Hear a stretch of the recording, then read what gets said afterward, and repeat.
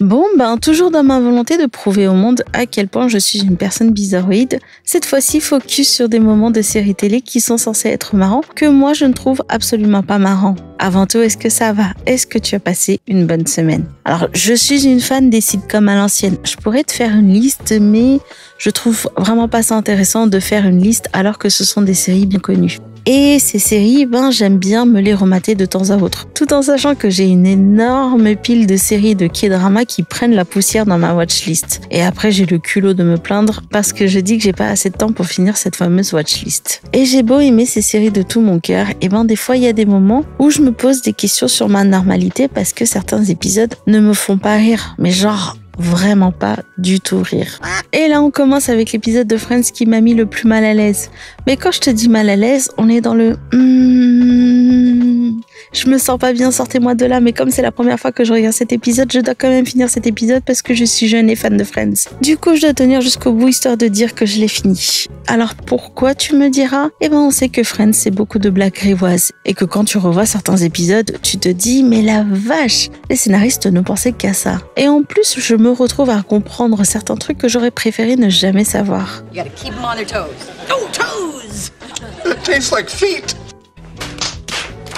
Et autant, en règle générale, ça passe parce que c'est l'univers et tout ça, autant des fois je me dis que ça dérape complètement, comme la fois où Monica pense que Chandler utilise des vidéos sur des requins comme matériel de référence pour assouvir ses plaisirs onaniques, ou comme l'épisode 19 de la saison 7, celui qui a une jolie cousine. En gros, c'est la cousine de Ross et de Monica qui vient pour le mariage. Et comme Chandler commence à baver sur sa cousine, Monica l'expédie directement chez Ross. Sauf que Ross, idem. Quand il voit sa cousine, son cerveau bug, ses neurones décident à ce moment de se casser de là, et cet imbécile se retrouve à fantasmer sur sa cousine. Alors c'est peut-être pas tout l'épisode qui me fait grincer des dents, mais leur scène à tous les deux, la vache, qu'est-ce que ça me met dans un état de malaise extrêmement profond. Je comprends toujours pas comment la Writers Room s'est dit « les gars, idée de génie !» Ross qui fantasme sur sa cousine.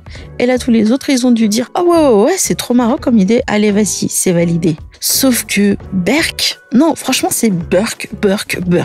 Oui, je comprends que c'est Denise Richards. Oui, elle est magnifique. Et en plus, elle a un sourire qui la rend encore plus jolie, ce qui peut sembler impossible parce qu'elle est déjà trop belle. Et c'est normal que tous les regards se tournent vers elle. Mais frère, dans ce contexte, non, c'est ta cousine. Et te voir fantasmer sur elle en mode « y a moyen ?» c'est dégueulasse. Et je n'ai qu'un seul argument à dire, c'est que c'est Burke.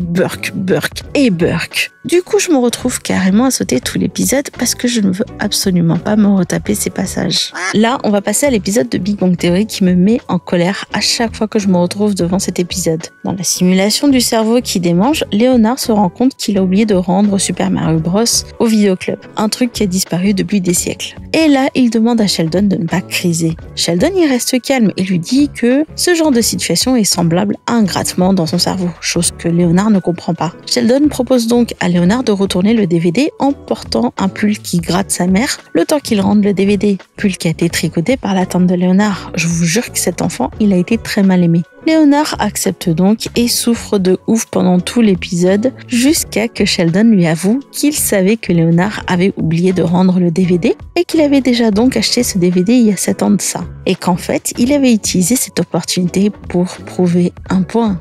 Et c'est là qu'a commencé ma haine envers ce personnage. Et je te jure qu'à partir de ce moment, je l'ai haï et je le déteste toujours autant. Et à chacun de mes visionnages, ma haine vis-à-vis de ce personnage s'intensifie. Pourtant, le Sheldon de la saison 1, je l'adorais. Il était peut-être bizarre, mais je trouvais pas si compliqué que ça à vivre avec. Je trouvais que c'était un mec assez juste. Il se prenait pas la tête quand Penny ne lui remboursait pas dans la saison 1, ou même à un moment quand il se demande quelle séance de cinéma choisir.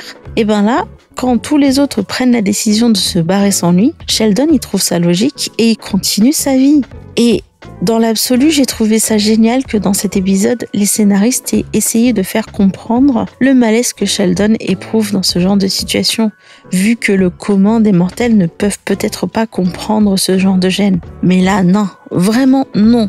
Sheldon, il a été un vrai psychopathe sur ce coup. Et les gens qui disent « Ouais, mais Léonard, il n'avait pas qu'à porter le pull ou même l'enlever en soum-soum. » Have you met Sheldon? Ce mec, il a tellement matrixé son groupe que tout tourne autour de lui et et tout se fait selon sa convenance à lui. Je trouve qu'en général, Sheldon, il s'en sort toujours grand gagnant parce que c'est le chouchou des scénaristes et clairement le Golden Child. Et bon, ça me dérange pas parce que bon, tous les personnages, ils ont l'air de kiffer cet arrangement. Mais dans cet épisode, non. Sheldon a volontairement mis Leonard dans cette situation, sachant qu'il allait douiller sa mère. Le pire étant qu'il sait pertinemment ce qu'il fait. Et pour quelqu'un qui ne sait absolument pas mentir, je trouve que là, pareil, quand ça l'arrange, il est capable de faire des miracles. Et c'est vraiment l'horreur quand il enlève son pull. Les seuls qui réagissent normalement, je dirais, sont Penny et Amy. Et je te jure que je fais la même tête qu'Amy à chaque fois que je regarde cet épisode, parce que je trouve ça horrible. Et du coup, j'avais aussi envie de gifler Howard dans cet épisode parce qu'il avait trouvé ça marrant de prolonger sa souffrance. Ouais, des fois ça me rend très très violente. Et en parlant de gifle, remarque la transition pas du tout subtile. Là, je vais finir par un truc qui va peut-être me mettre à dos toute la communauté de How I Met Your Mother. Mais c'est pas grave, je pense que je viens de me mettre à dos la communauté de Big Bang Theory en détestant un personnage qui est si adoré par le monde entier. Comme tu peux le deviner, le truc qui passe pas, c'est le coup des gifles. Non, je ne trouve absolument pas ça marrant. Autant certaines baffes ça passait pour moi comme la première, autant il y en a quelques-unes, ça m'a carrément forcé à reconsidérer ma place dans l'univers tellement je trouvais que ça allait pas. Comme les épisodes de Slapsgiving.